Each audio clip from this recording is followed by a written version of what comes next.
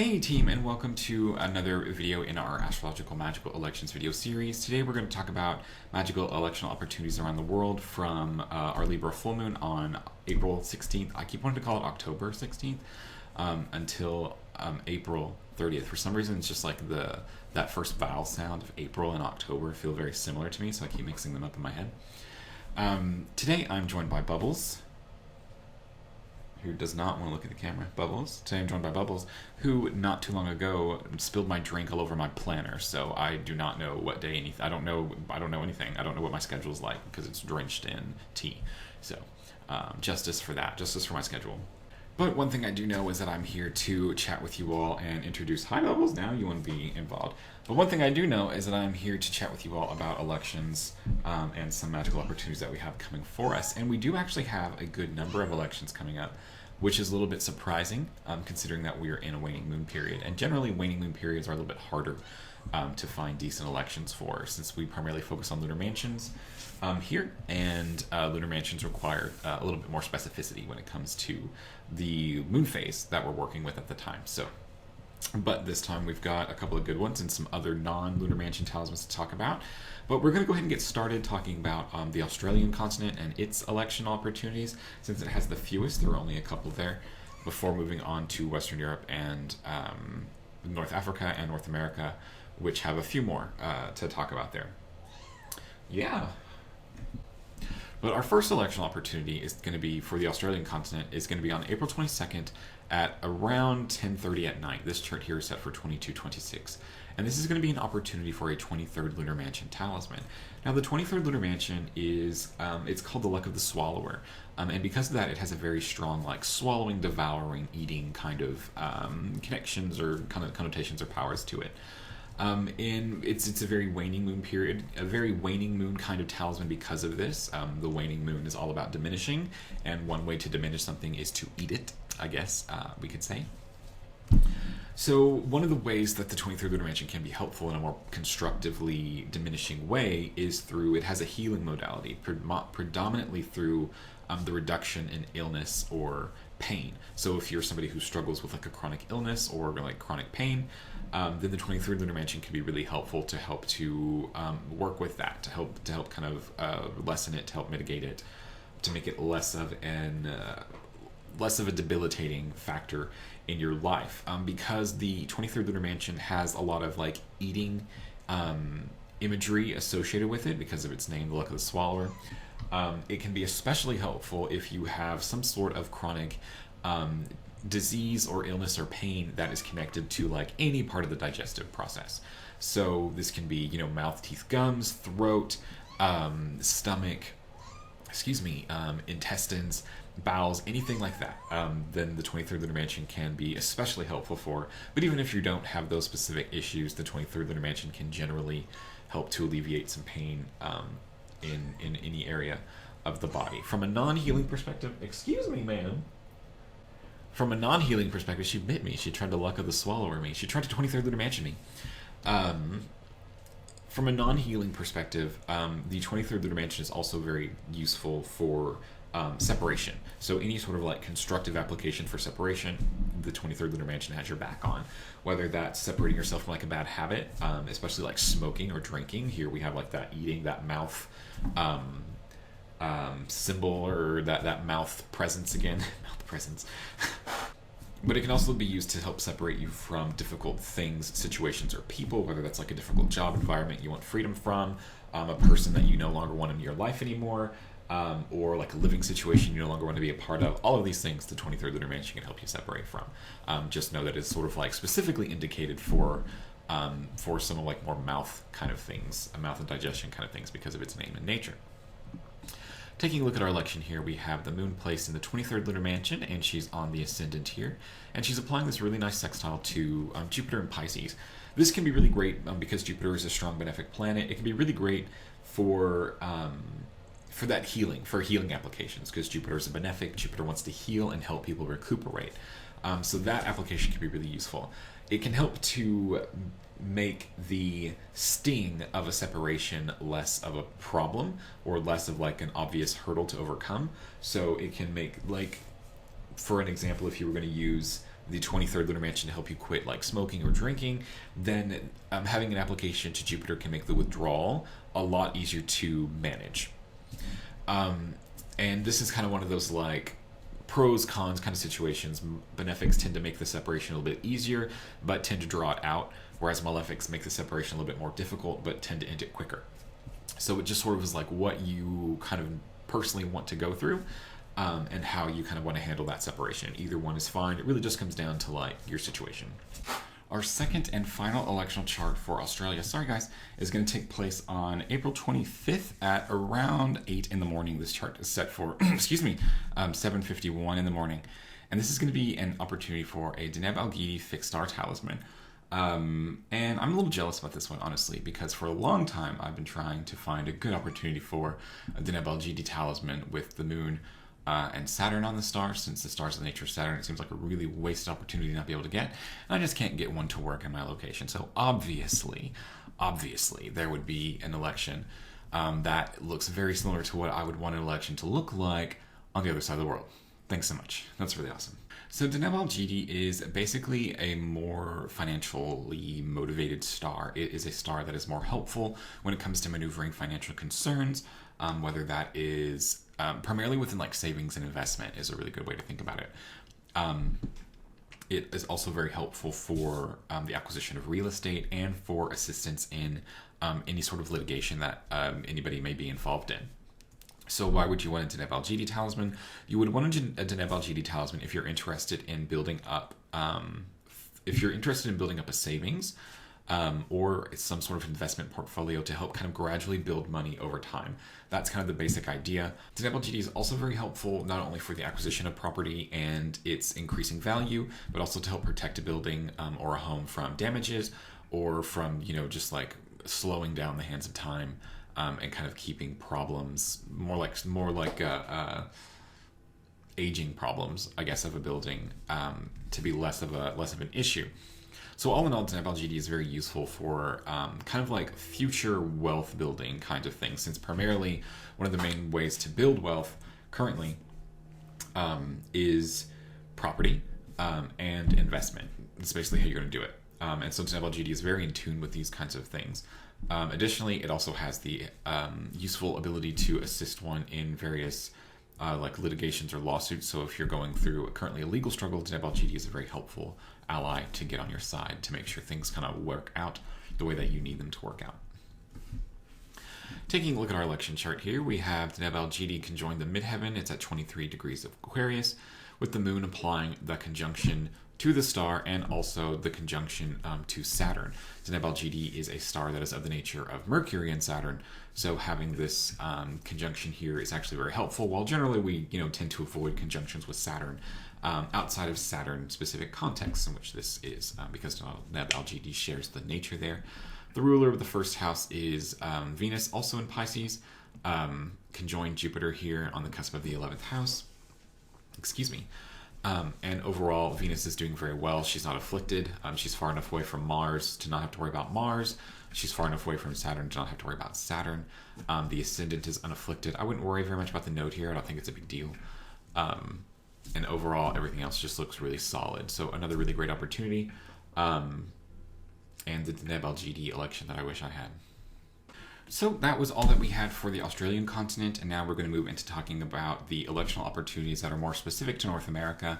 And our first electional opportunity is one that we're going to have to talk about, and it occurs on April 21st at around midnight 30. This chart here is set for exactly midnight 30. And this is going to be an opportunity for a 22nd Lunar Mansion talisman. So first let's talk about the 22nd Lunar Mansion, and then we'll talk about the election and its weirdness. It's actually not that weird, but we'll see. We'll talk about it. It'll be fine.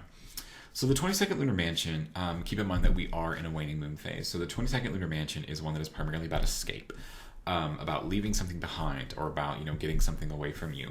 And there are a lot of different situations in where this idea of escape can come in very handy. So just kind of like any situation you could think of that you might want to flee from or get away from is something that the 22nd Mansion can help you with.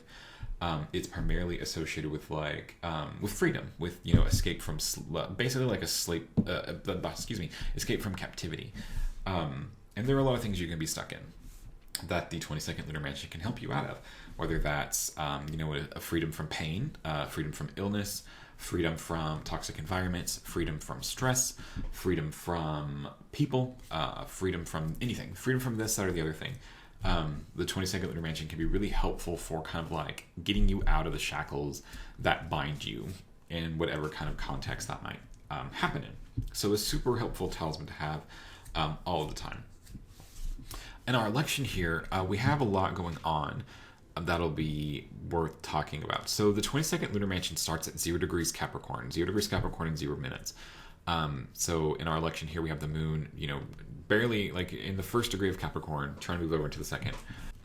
And at the same time, the moon is applying this nice trine to the sun and Taurus. And I really enjoy sun moon trines, you guys know that, but I especially enjoy them with like 22nd Lunar Mansion talismans, because not only is the sun like the font of vital force, which can be really helpful for like illness kind of connotations or usage, but the sun is also a lot about like freedom and one's own authority and one's own will and choice, but also like purification. So there's a lot here that the sun can do that's very, related to the 22nd Lunar Mansion. I like how when I start gesturing, she's like, oh, pets, I can get pets now, is kind of what goes through her little cat brain, I bet. So you have some options with this and some warnings. So the first is that you'll notice that the ascendant is very close to changing here, and you can have either ascendant, honestly. So if we have a Capricorn ascendant, then we're looking to Jupiter here in Pisces conjunct Venus, which is super strong, a really nice placement that I think can be really useful. Otherwise, if you let the ascendant move into Capricorn, then you'll have, Saturn in Aquarius as the ruler of the first house. And I think that's a solid choice too. I think you might want to, if you don't initially have a strong preference for one, and you're like, oh, which one should I use? If you have Capricorn or Aquarius rising, you should probably consider utilizing the Capricorn ascendant election. If you have Pisces or Sagittarius rising, you should probably consider the Sagittarius election. If you have Jupiter in the first house natally, you should probably consider using the Sagittarius election. If you have Saturn in the first house natally, you should probably consider using the Capricorn rising election. If you have the moon in Jupiter signs, you should probably use the Sagittarius election. Things like that. Like, just kind of start thinking about how can this, like, what theme in my chart can this better connect with if you're kind of struggling to make a decision between one or the other, or which one can I wake up in time for? That's another really good option. Like, let's just go really like hard straight into the practical considerations. Which one of these charts can I reasonably be ready for? And just kind of base your opinion off of that. Alternatively, you'll notice that this aspect here between the sun and the moon is actually very close to completing. It's like 7 minutes away, which is probably only about like 14 minutes of clock time. So you don't have a whole lot of time to like get it to do it. But what this means is that for people who are further west of me in like the mountain and the Pacific time zones, you're probably not going to be able to get the sun moon trine in your election if you try to recreate this. What you'll probably get instead is the moon sextile to Mars in the second house. And I don't hate this necessarily. I think there's a lot of ways that Mars can be very useful. I would like Mars less if you were planning on utilizing this talisman for healing, for a healing modality, for helping to deal with an illness. I like it more if you're trying to get away from somebody or something. Mars is much more effective in that. So kind of keep that in mind. That if you're able to use this chart in a location where the moon is applying to the sun more strongly, then that's one that's probably much better aimed for addressing a health concern. Whereas if you were working in an area where the moon was applying the sextile to Mars, then it would probably be more of like a break a bad habit, get out of a toxic environment, that kind of thing. That's just another way to kind of fine-tune the purpose of the talisman to what the election itself shows. Our second electional opportunity for the North American continent is just a few hours later, April 21st at around 10:30 in the morning. And this is an opportunity for a Venus planetary talisman, potentially. In our chart here, we have Venus strong in her exaltation conjoined Jupiter on the midheaven. At the same time, the moon is applying a sextile to Venus from Capricorn, with the moon, as the ruler of the first house. The ascendant and the moon are unafflicted by Mars or Saturn. All in all, it's just very solid. The only thing, it's also Venus's hour during this time, which is very useful. What your decision here is going to come down to is two things.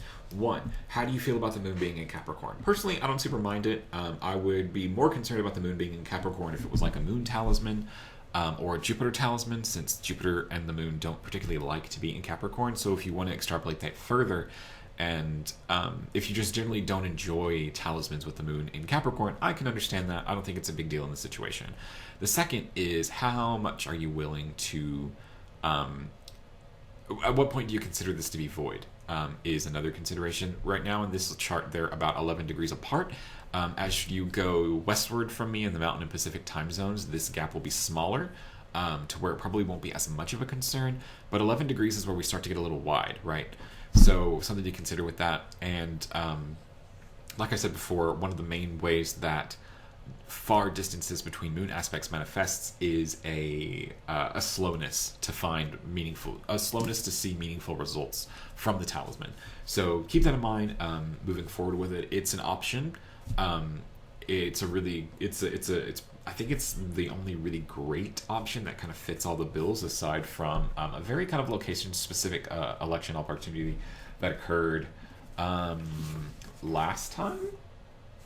That occurred during the between the Aries New Moon to the Libra Full Moon. That was more specifically focused on like the Western United States. This might be our best opportunity to take advantage of this. So it really just comes down to how much of that you're willing to give away for that opportunity. I say go for it, but the distance between the two planets isn't super awesome. But that's about the only thing that's not great.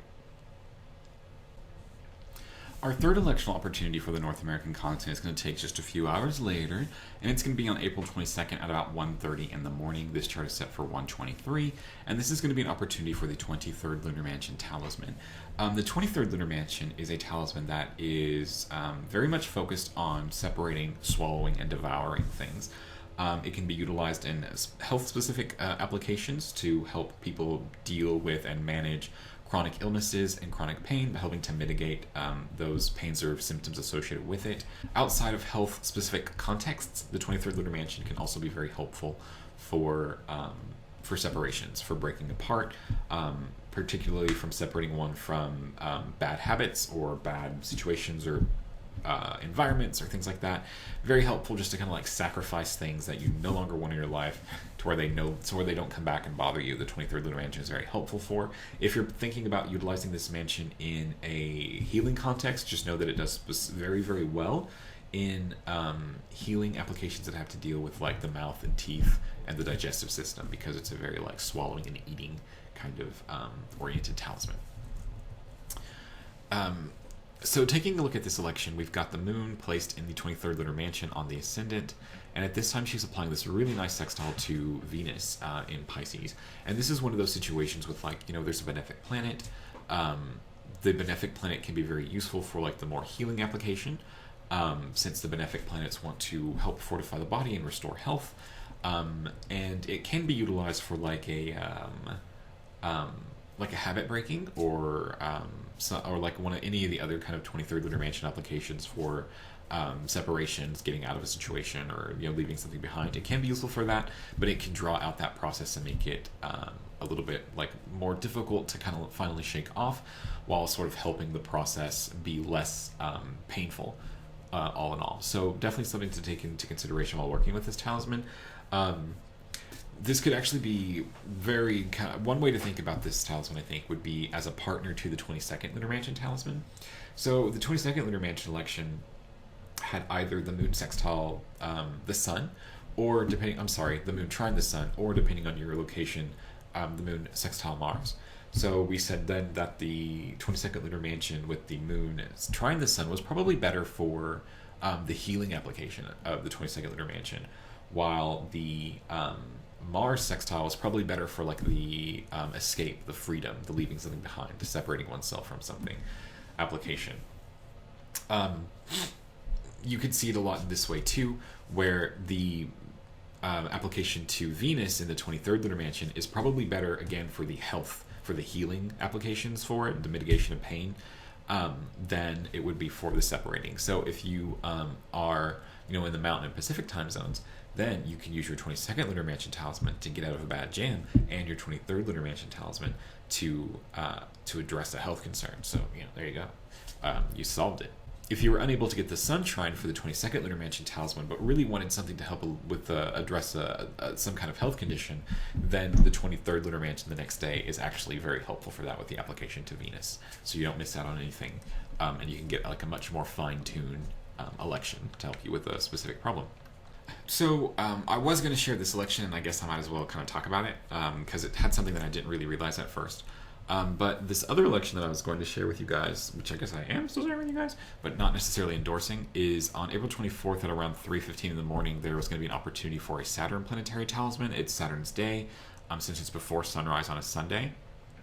With the moon, I'll draw it on here, with the moon applying the conjunction to Saturn with Saturn on... with the moon applying the conjunction to Saturn with Saturn on the ascendant in Aquarius. So all in all, it kind of looked very good. I will argue it both ways. The first is that this application is very strong. Saturn is doing very well and Saturn is unafflicted, but my concern is that Mars is in the first house, and that's usually a no-no. Keep malefics out of the first house unless they are the planet that we're working with.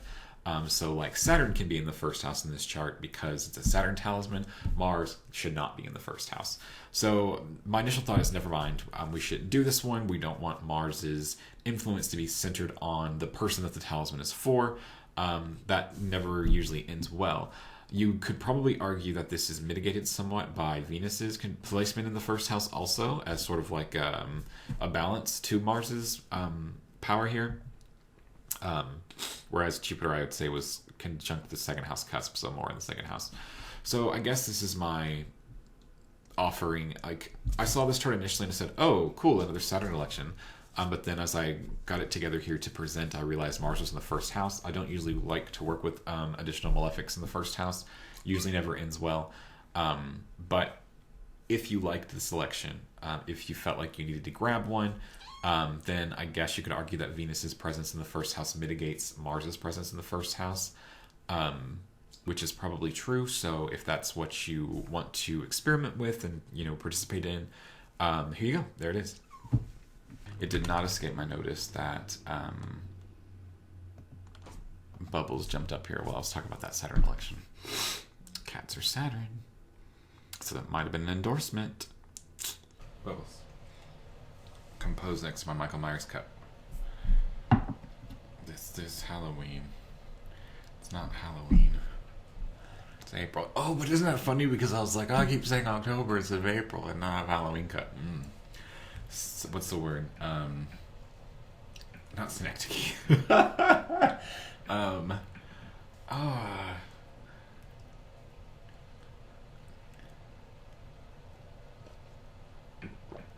Whatever that Carl Jung word is. What is it, Bubbles? Synchronicity. That's what it is. It's a synchronicity, not a synecdoche. That's different. All right, so that was all that we had for North America, and now we're going to move into Western Europe and Northern Africa, and we have kind of a number of election opportunities to talk about. Our first one is going to be on April 21st at around 8:30 at night, 2031. This is going to be an opportunity for the 22nd Lunar Mansion election. This one looks a little bit different from ones that I've had from like the North American or Australian versions of it, because I wanted to make sure that I got... I wanted to make sure that I could make it work as best as I could with this. The reason why I couldn't have the moon on the ascendant for this election is actually because of a really weird kind of thing that happens to where the moon cannot be on the ascendant in the 22nd Lunar Mansion for Western Europe. She'll come off of the ascendant in late Sagittarius, and then she'll come back at like 13 or 14 degrees of Capricorn, so she'll just kind of miss it completely. So the best that I can do is kind of like a third house kind of election. So the 22nd Lunar Mansion is one that is primarily about escape and freedom, and this can be used in a lot of different contexts, whether that's like an escape from illness and pain, making it more useful in like health applications, or an escape from bad habits, or from self-destructive tendencies, or from fears and anxieties, or from places or people who mean to do you harm or are holding you back in some way, or that you're just kind of done with. We don't need a reason. So this makes the 22nd Lunar Mansion sort of like the poster child for a positive waning Lunar Mansion as far as like waning applications come. So in our election here, we have the moon in the 3rd house in the 22nd Lunar Mansion.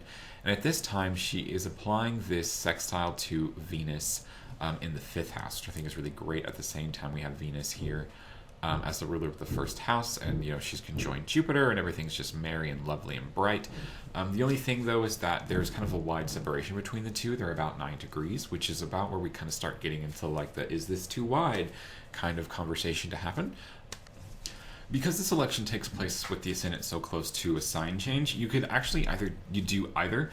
If you wanted, you could do the you could do the Venus-ruled Libra ascendant, or you could do the Mars-ruled Scorpio ascendant. I think either would be fine. The Venus ascendant, I think, is preferable, just because you can also pull in the conjunction with Jupiter, which is itself very stabilizing and very fortunate, especially if you wanted to use this election for more health-focused.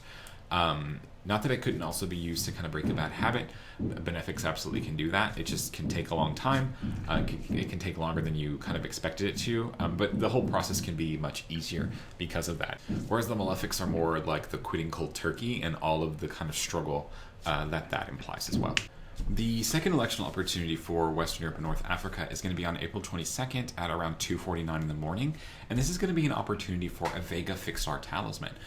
So Vega is the fixed star that is primarily focused on like exorcisms, purifications, and sleep.